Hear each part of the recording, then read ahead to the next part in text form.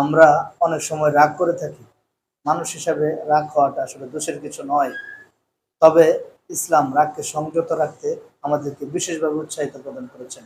রাগ শয়তানের একটি প্ররোচনা এবং অনেক পাপের উৎস হতে পারে।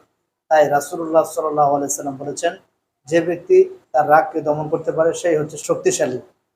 নবী করিম সাল্লাল্লাহু আলাইহি সাল্লাম এর নিকট একদিন এক লোক এসে বললেন, হে আল্লাহর রাসূল, আপনি আমাকে কিছু নসিহত করুন। তখন রাসূলুল্লাহ সাল্লাল্লাহু আলাইহি সাল্লাম তাকে বললেন, তুমি রাগ করো না।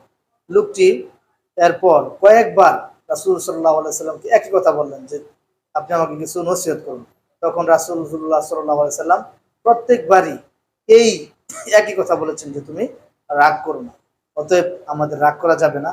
যদি আমরা রাগ করে ফেলি বা রাগ হয়ে যায় আমাদের, তাহলে ওযু করতে হবে, চুপ থাকতে হবে, স্থান পরিবর্তন করতে হবে, আল্লাহর কাছে সাহায্য চাইতে হবে।